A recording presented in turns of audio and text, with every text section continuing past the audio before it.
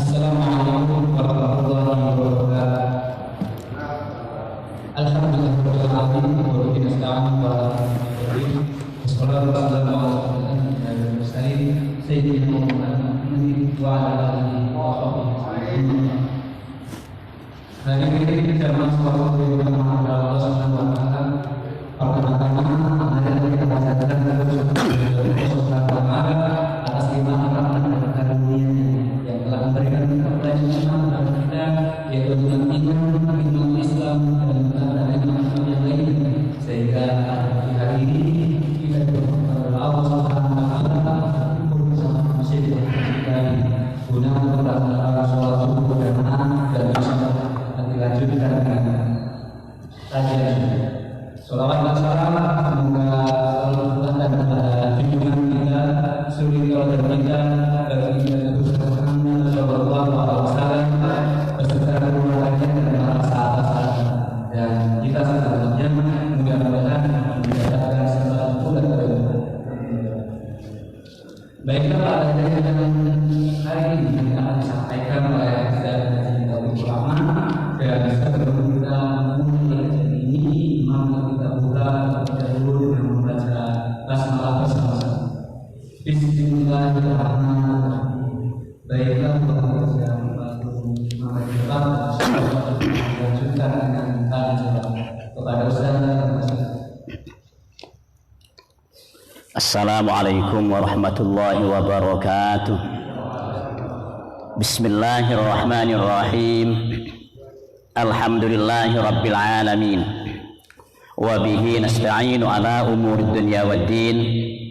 Wassalatu wassalamu ala imamil muttaqin al-mujahidin al-mutahhirin wurril muhajjirin sayyidina wa habibina wa syafi'ina Muhammadin khatamin nabiyyin wa ala alihi wa sahbihi ajma'in, amma ba'du. Hadratal muhtaramin, para jamaah salat subuh rahimakumullah. Alhamdulillah kita masih dalam lindungan Allah Subhanahu wa taala, masih istiqomah dalam menjalankan perintahnya, yakni ibadah salat subuh dengan berjamaah walaupun dalam situasi dan kondisi yang agak mencekam ini. Dan andai kata perintah disamakan ataupun perintah Allah disamakan dengan perintah pemerintah, anjuran pemerintah, fa insyaallah dunia ini akan subur dan dibuka rahmat-rahmatnya. Contoh, pemerintah menganjurkan harus bermasker. Sudah semuanya patuh, tidak ada satupun orang yang tidak patuh. Saking takutnya dalam sholat pun bermasker menutupi hidungnya. Padahal tidak sah hukumnya sholat menutupi hidung. Jadi di saat sholat diturunkan dikit. Kenapa? Rasul katakan, para sahabat-sahabat menyatakan, umirtu an asjuda ala sabati adhumin. Saya diperintah oleh Rasul bersujud 7 anggota. Al-jabhatu satu dahi wa asyara bi amfihi. Jadi waqala Hanafi, dan berbicara berkomentar Imam Hanafi, wajib hukumnya membuka hidung di saat sujud. Imam Syafi'i tidak. Wa yusannu al-ab'ah wa yusannu wa amfihi. Kata Imam Syafi'i, ini apa sunnah hukumnya. Al-Quran menegaskan, fa in tanaza'tum fi syai'in farudduhu ila Allah war Rasul. Kalau kalian sudah berbeda pendapat di dalam suatu, kembali kepada Al-Quran dan hadis. Apa yang dikatakan Rasul, apa yang dikatakan Allah. Al-Quran tidak ada tentang hidung harus nyentuh lantai. Bagaimana Rasulullah mengatakan. Jadi alangkah baiknya, lebih aman diturunkan di saat ini. Di saat sholat bersujud dibuka. Bukan dilepas, tapi diturunkan. Satu. Kedua, jadi tidak mengganggu bacaan. Jadi saya kalau sudah ini, taruh aja di bawah di jenggot ini sudah. Jadi tidak mengganggu, itu pun masih mengganggu. Apalagi seorang imam. Pasti mengganggu. Maka imamnya ngerti, tidak mengatakan sawu sufufakum. Masih banyak tapi sawu sufufakum. Enggak digubris sama makmumnya. Nah, itu hadis itu kan dikorupsi. Bukan hanya rapikan sopnya, tidak, usudul kholal, isi yang kosong-kosong lah. Karena situasi seperti ini enggak perlu sawu sufufakum sudah. Kalau saya mengatakan aqimus shalah bil khusyuk wa tadarru, mari kita dirikan salat dengan khusyuk dan tadarru, itu saja. Jadi tidak perlu sawu sufufakum. Itu rapikan ininya. Karena apa? Ya karena sudah tidak digubris. Sami'na wa ata'na, tidak. Inilah para bapak dan saudara. Jadi andai kita mampu jadi perintah Allah ngikutin seperti anjuran pemerintah, kita sepakat semuanya laku. Jangan pakai ini, yang perempuan tutup auratnya, semuanya nutup rambutnya. Tidak boleh pakai celana pendek, walaupun bapak-bapak tidak pakai celana pendek semuanya. Fa insyaallah aman negara. Aman. Nah, tapi ya karena memang lebih banyak mengikuti, lebih takut kepada manusia daripada Allah.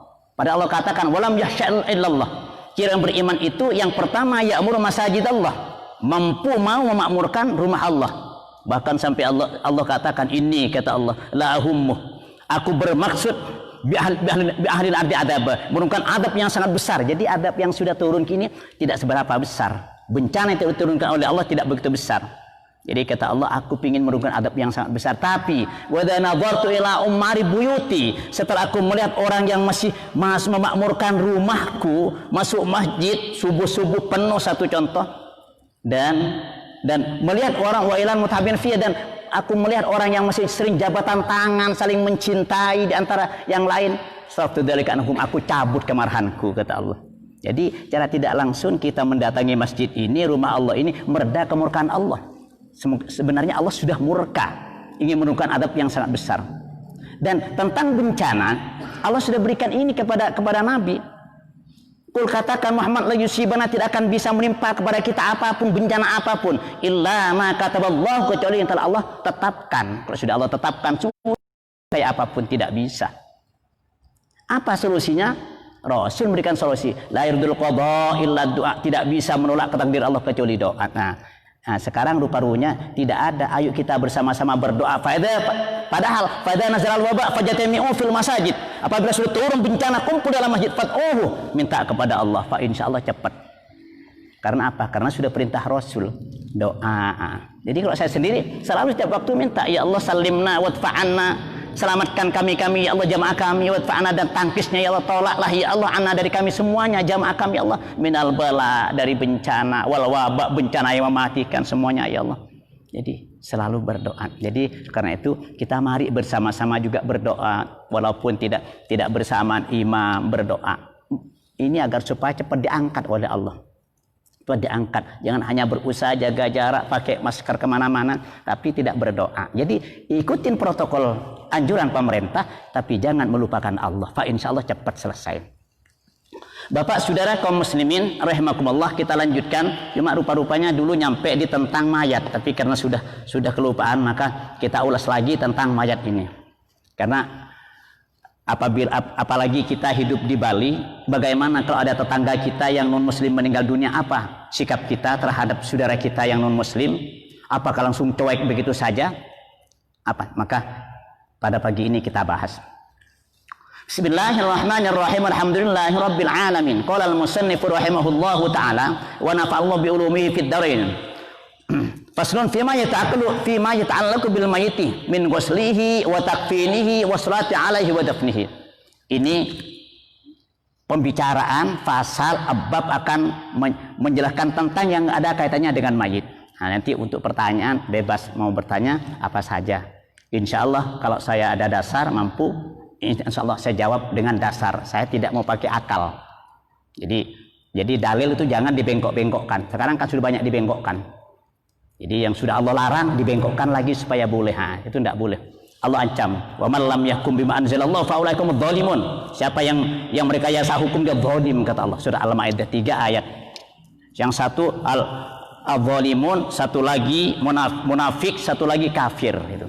Jadi tentang Al-Qur'an hati-hati tentang hukum dan dalil. Kalau memang belum ini ya sudah, belum mampu ataupun kita masih cari dulu referensinya. Bab ini akan menjelaskan tentang yang ada kaitannya dengan mayit, baik dari memandikannya, wa takfinihi, dan membungkusnya, mengkafaninya, wassalati, dan cara mensolatkan alaihi atas mayit, wa dafni, dan sekaligus mengkuburannya. Apa yang wajib? Wajib seperti apa? Wa yalzamu, dan wajib ala tariqi fardhi kifayin, ala tariqi fardil kifayati, wajib tapi atas jalan fardu kifayah. Tidak wajib mutlak, tidak wajib mutlak. Jadi fardu ain tidak. Kalau Jumat kan fardu ain.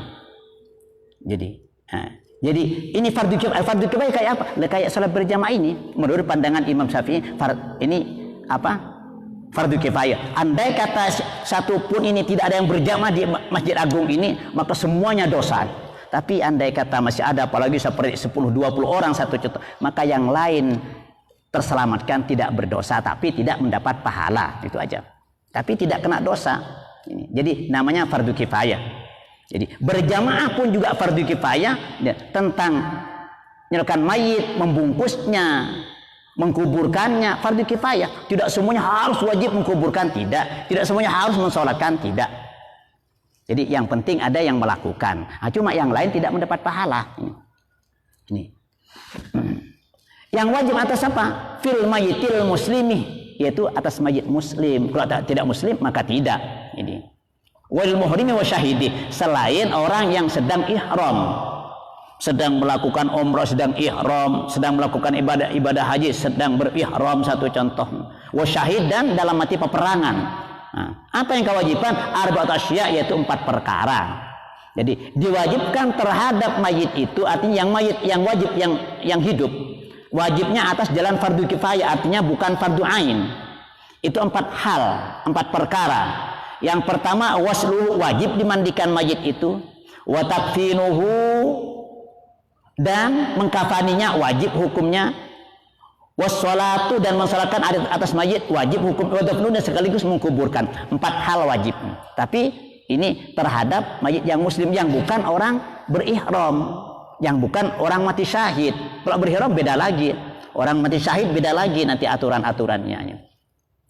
Bahkan wa illam ya'lam, walaupun tidak tahu, orang tidak tahu bil mayit, terhadap mayit ini, walaupun tidak ada tahu terhadap orang yang telah meninggal dunia ini, illa wahidun, kecuali satu orang yang ketahui, yang lain tidak ada yang tahu. Ada orang meninggal ini cuma yang tahu cuma satu orang, yang lain tidak ada yang tahu. Lalu bagaimana? Ta'ayyan alaihi ma dzukira, maka dibebankanlah, maka kewajiban tadi dibebankan kepada orang yang satu itu kalau sudah tidak ada yang tahu. Jadi walaupun satu orang yang tahu, maka itulah yang punya kewajiban. Andai kata tidak dilakukan, maka dosa semuanya satu kampung itu, satu daerah itu. Namun amal mayitul kafir, adapun mayit yang kafir, bagaimana? Fassalatu alaihi haramun, mensalatkan alaihi atas mayit itu haramun, haram hukumnya. Jadi tidak boleh. Harbian kana audimian, baik kafir non muslim itu yang baik dengan kita, mendukung kepada Islam, maupun yang memusuhi Islam, sama saja haram hukumnya untuk mensolatkannya. Ini. Jadi kita bertetangga, bagaimana sikap kita? Ya memang nggak ada aturan mensolatkan di non muslim, tapi zaman Rasul dulu ada mensolatkan, ada. Bahkan Rasul sendiri pernah mensolatkan, tapi turunlah ayat wala tusalli ala ahadin, kata Allah. Jadi padahal sudah sebelumnya oleh Sayyidina Umar bin Khattab matur, ya Rasul, ini musyrik ya Rasul, tidak digubris oleh Rasul. Artinya turun ayat itu.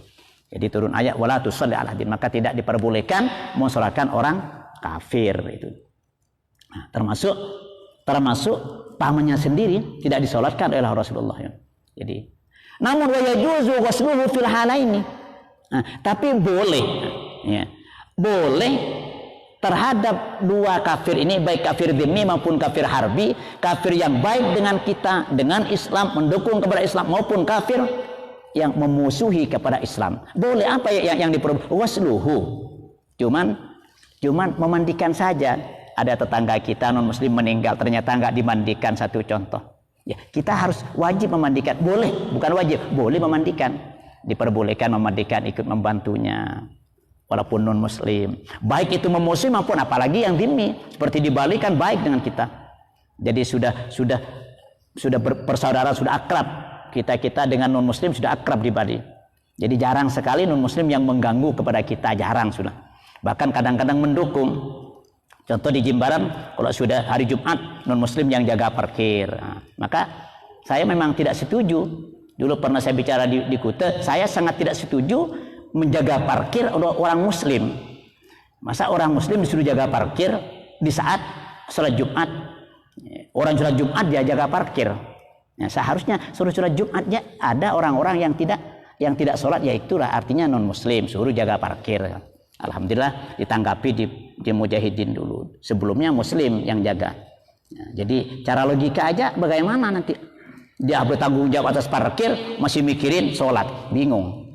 Apalagi memang wajib sholat Jumat itu wajib hukumnya sampai Rasul katakan siapa yang meninggalkan sholat Jumat 3 kali tanpa udzur, tidak ada larangan. Satu contoh, kalau kecuali memang dilarang umpamanya, kalau dilarang padahal nggak ada masalah, ya dia yang bertanggung jawab. Artinya yang dibebani besok dia diminta pertanggungjawaban, kecuali memang didukung. Oh ya saya setuju. Yang menyetujui juga itu golongannya sudah. Kalau sampai menyetujui tapi hati ingkar, maka di situ kalau kita sudah tidak mampu ingkar bil qalbi. Makanya sampai Rasul katakan man ra'a minkum munkaran falyughayyir biyadihi. Jadi kalau kalian melihat kemungkaran, keingkaran, rubahlah dengan tangan, dengan kekuasaan. Faman lam yastati. Kalau memang sudah tidak mampu lisan tidak mampu, fa bi qalbihi. Cukup hati tidak suka, tidak mendukung dalam hati kita ini.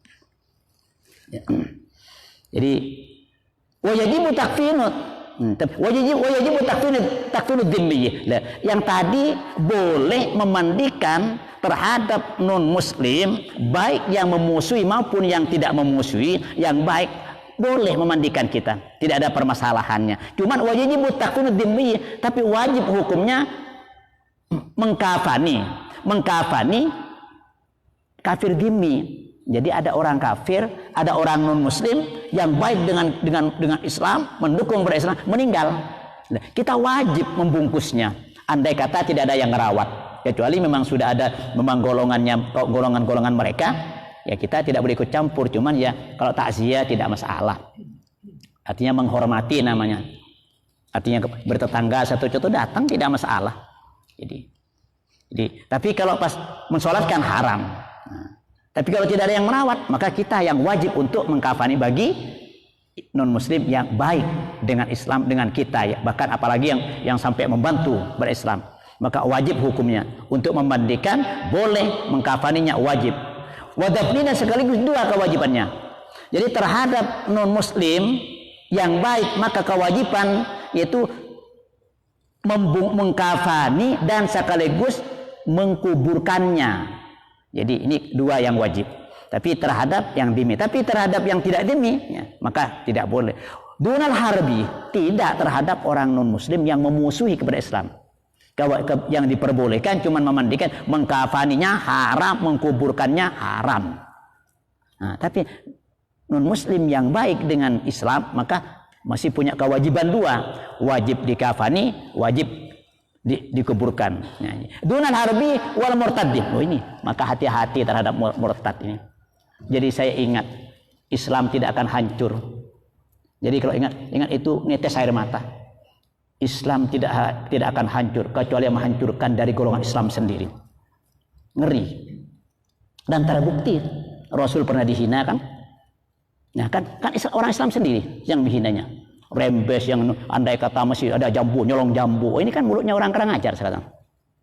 Ya, maka saya katakan kemarin tuh, bukan kita harus taati ulama, tidak ada satupun yang kata-kata taati ulama dalam Al-Qur'an.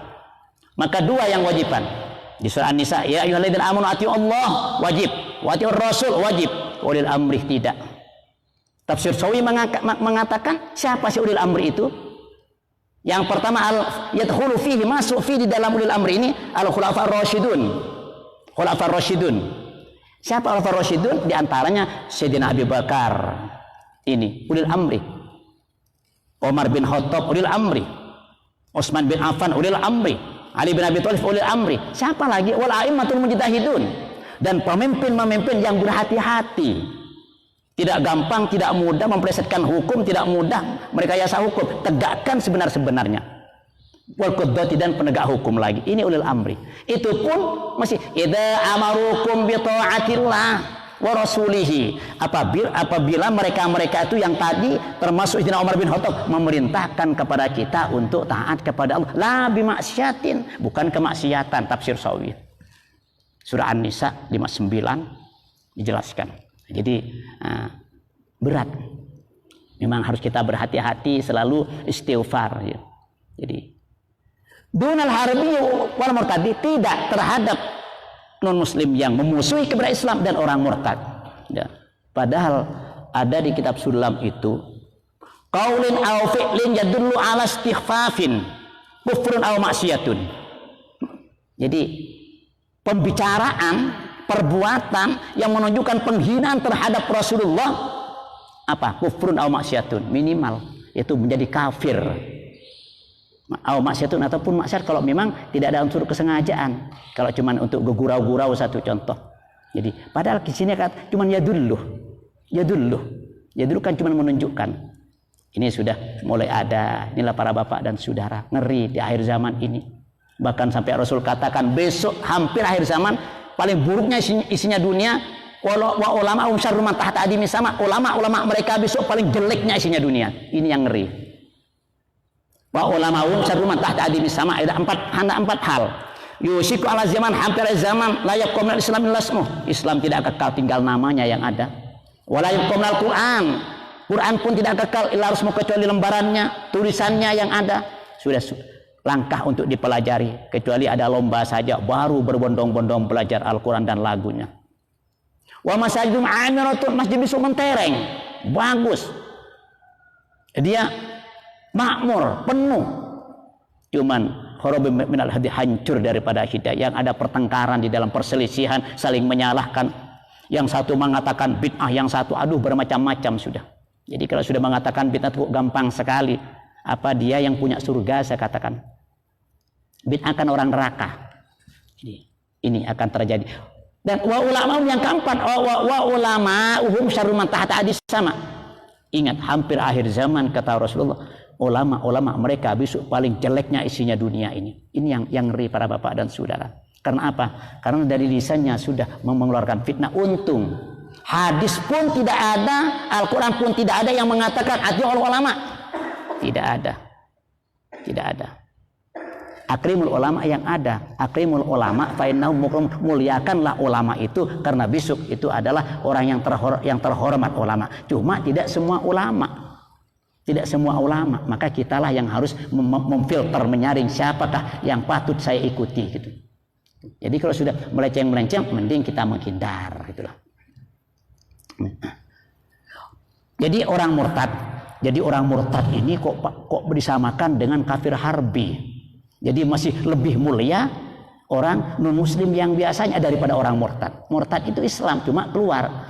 Sedangkan murtad ini syu'ban katsiratan. Jadi banyak sekali cabangnya. Ada dari pembicaraan, ada perbuatan, ada i'tikad dalam hati, cuman murtad umpamanya ini. Maka hati-hati. Wa amal muhrim, adapun orang yang sedang melakukan ihram, yang umrah maupun yang haji di saat ihram, idza kufina fala yastaru ra'suhu. Apabila dia dibungkus fala yastaru, maka jangan ditutup ra'su apa? Kepalanya. Jadi kalau orang ihram seharusnya kan memang dalam membungkus mayit itu ada perbedaan. Ada mengatakan seluruh harus dibungkus, ada sebagaimana masih hidup di mana auratnya. Jadi ada perbedaan. Tapi yang mayoritas ulama, sepakatan ulama seluruh dibungkus kecuali orang ihram. Walau juhul muhrimati, dan tidak ditutup pula wajah seorang perempuan yang sedang ihram. Ini kalau meninggal dunia. Ini. Wa amma syahidu, beda lagi. Adapun orang yang mati syahid dalam mati peperangan, bagaimana? Fala yusalla alaih, maka tidak perlu dimandikan pun tidak, disolat pun tidak. Dimandikan tidak. Orang yang mati dalam peperangan dimandikan pun tidak, disolatkan pun tidak. Ini. Jadi ini saking mulianya. Kenapa? Darah akan menjadi saksi.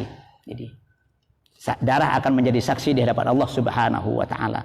Wa tanani la yusalani wa la yusalla alaihima, dan yang dua macam ini tidak boleh dimandikan dan tidak bisa disolatkan. Jadi yang pertama haduma asyhadu fi markatil musyrikin, yang tidak perlu disolatkan, tidak perlu dimandikan, artinya tidak boleh dimandikan, tidak boleh disolatkan siapa? Dua perkara. Yang pertama, orang mati syahid di dalam peperangan dengan orang-orang kufar, dengan orang musyrik.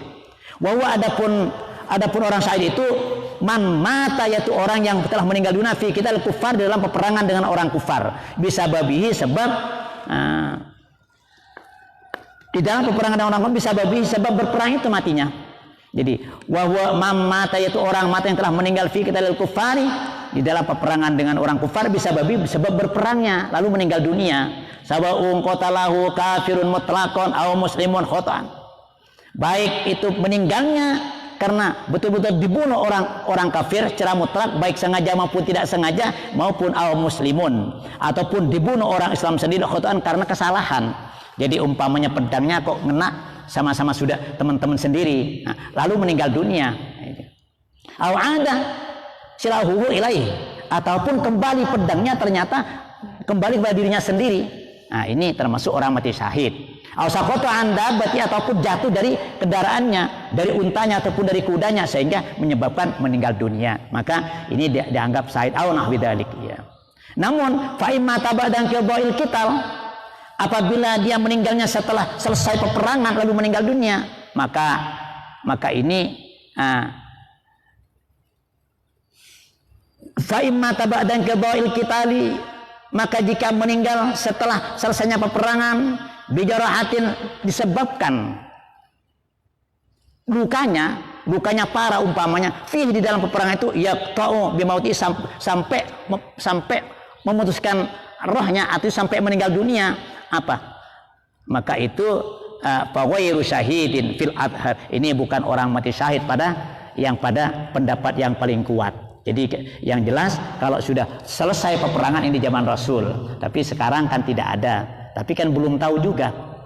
Jadi pada akhir zaman nanti terjadi peperangan kita tidak tahu. Andai kata setelah selesai peperangan tapi luka parah lalu meninggal dunia, maka ini bukan tergolong orang mati syahid. Inilah para bapak dan saudara, nanti untuk yang keduanya ini kan ada dua hal yang tidak boleh dimandikan, tidak boleh disolatkan. Jadi yang pertama diantaranya orang yang berperang di jalan Allah, yaitu perang mati syahid di zaman Rasulullah dulu.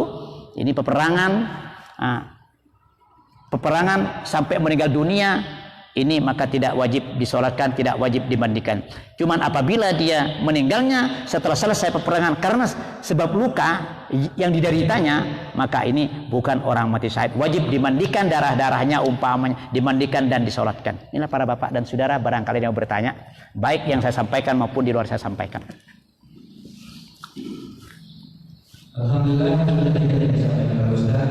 Kami beri kesempatan kepada jemaah barangkali yang mengajukan pertanyaan silakan. Ya,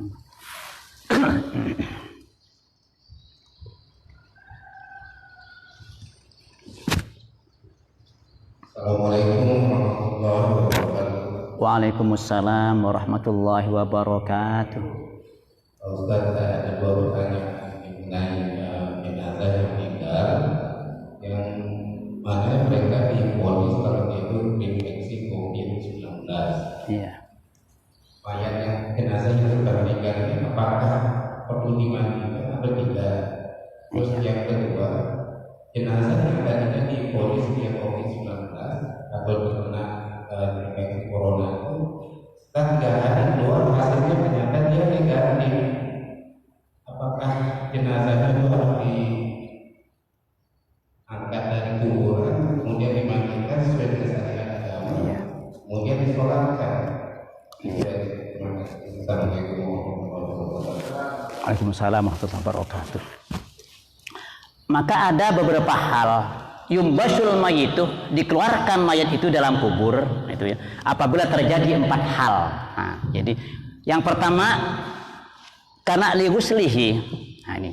Nah, kebetulan memang saya lihat tadi ini. Yumbasul mayitu li arba'in khisalin. Dikeluarkan mayat dalam kubur itu karena 4 hal. Ya, tapi sekarang kan kita tidak mampu.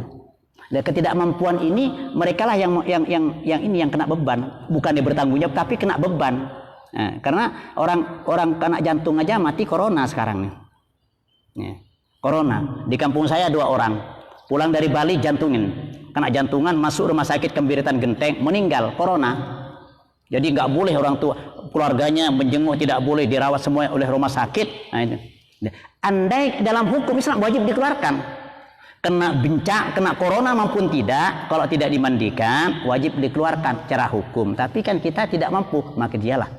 Jangankan itu, kita tidak boleh sholat Jumat semuanya, tapi memang dia yang terbeban dosa, sama dengan itu. Nah, makanya seperti di India, orang bahkan berpuasa pun tidak boleh berpuasa tuh. Nah, itu dia yang Tapi dengan catatan bukan kita bangga, tapi berat hati. Contoh, tidak boleh dikunci semua masjid, tapi hati berontak. Kalau kita melawan tidak mampu, maka dialah yang terbeban. Nah, kalau mampu, nah seperti di kampung saya, Kiai Khotib, dia berani. Jadi malam takbir keliling, santri-santrinya dimarahi oleh polisi. Kiai sendiri takbir yang sudah pakai tongkat. Langsung datang paginya, brimob berapa ini datang. Tolong Kiai jangan dirikan sholat Id. Siapa yang melarang? Salam sama presidennya. Coba. Ini perintah Allah.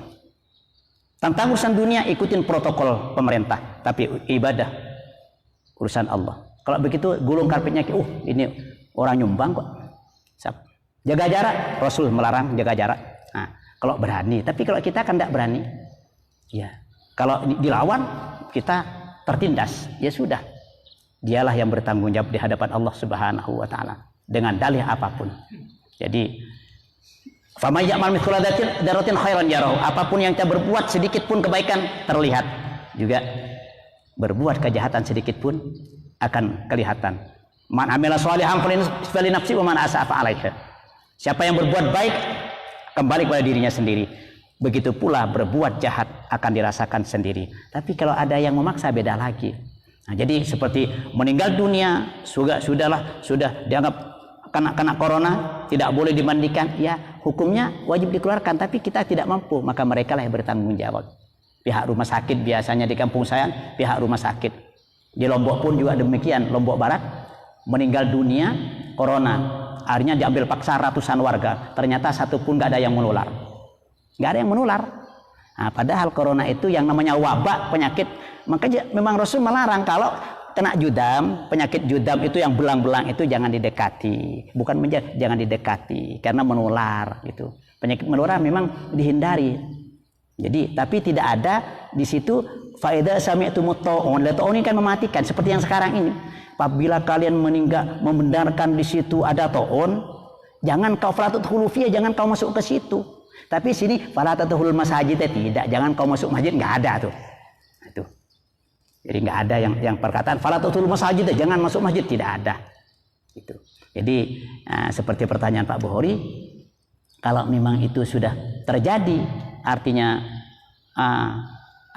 yang mengkuburkan aparat pemerintah dan andai kata dikeluarkan, masalah kan, dia yang bertanggung jawab sudah. Dan yang diwajib dikeluarkan itu apabila dia tidak berubah, tidak bau. Jadi di sini jelaskan yubasul mayyitu li'arba'i khisalin. Wajib dikeluarkan mayit itu karena 4 hal. Lil ghusli karena 1 karena mau dimandikan, dia lupa tidak dimandikan langsung dikuburkan, maka wajib dikeluarkan. Idza lam yataghayyar, sebelum bau. Kalau sudah bau sudah 7 hari pasti sudah berubah baunya. Yang kedua, walitaujihi ilal kiblati, dan karena tidak dihadapkan ke kiblat, tahu-tahu belentang aja. Jadi lupa wajahnya tidak dihadapkan kiblat, wajib dikeluarkan itu. Wal mali, dan karena harta. Wal mali karena ada harta, cincinnya ikut. Umpamanya, kalau orang jahiliyah kan malah ditanam juga. Jadi diikut sertakan, punya cincin diikut sertakan. Ada satu benda kecuali memang gigi yang pasangan itu yang memang sulit ada yang kayak perak, kayak emas itu dulu, zaman dulu. Itu tidak perlu dikeluarkan karena sulit sudah, tidak perlu. Artinya seperti cincin, ini 4 hal ini. Idza dufina ma'ahu, apabila dikuburkan bersama mayatnya itu. Dan yang 4, walil mar'ati idza dufina janinuha ma'aha. Dan yang keempat, wajib dikeluarkan kalau ada seorang wanita hamil lalu meninggal dunia. Meninggal dunia. Jadi wa amkan hayatuhu, dan menurut bidan satu contoh hidup padahal tadi kok tahu bergerak-gerak. Jadi sudah kandungannya sudah 8 bulan, dia meninggal dunia, menurut yang ahli hidup, maka wajib dikeluarkan. Tapi kalau sudah menurut yang ahli meninggal, tidak perlu dikeluarkan. Inilah. Terima kasih. Barangkali ada yang lain.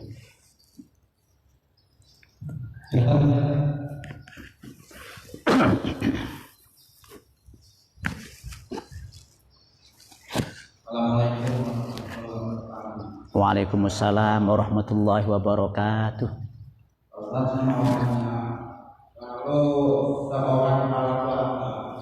Kalau istri dan keluarganya sudah meninggal, apa benar keluarga itu menanggung dosa istrinya dan anak-anak Terima kasih. Iya. Gimana coba diperjelas ya. Kurang jelas barusan. Enggak diperjelaskan. Agak jauh mic-nya, agak lah gitu, agak jauh mic-nya. Kepala keluarga seorang bapak, Iya. kalau istri dan anak-anaknya sudah meninggal, apa benar si keluarga itu menanggung dosa anak-anaknya dan istrinya? Terima kasih. Oh iya. Tidak ada dosa dibebankan kepada orang lain. Tidak ada. Jadi andai kata anak meninggal, istri meninggal, ya bukan harus dosa bapaknya yang menanggung dosa, tidak. Cuma apabila hidupnya istri dulu tidak pernah dibimbing, dia tidak mau sholat dibiarkan begitu saja, anak yang sudah berandalan dibiarkan aja tidak ini, maka besok digugat di hadapan Allah. Berdosanya di situ karena tidak membimbingnya. Ini berdosa juga, bahkan ada seorang bapak besok masuk ke surga lalu ditarik oleh anak ke neraka karena dia di saat hidup di semasa hidupnya tidak pernah membimbing putranya sehingga putranya menjadi orang durhaka umpamanya itu. Tapi kalau anak istri meninggal lalu bapak menanggung dosa, tidak. Cuma bapak kena dosa kalau tidak membimbingnya, istrinya umpamanya melanggar hukum, tidak dibina, tidak dibimbing, umpamanya itu dosa. Bapak kena dosa. Nih. Silakan. Enggak, barangkali masih ada yang lain. Baiklah, karena waktu yang sudah cukup dan berikutnya lagi dan sebelumnya terima kasih Ustaz yang disampaikan. Mudah-mudahan ada yang disampaikan itu bermanfaat bagi kita semua. Baik, mari kita kaji dengan cara adalah istighfar dan doa. Alhamdulillahirabbil alamin.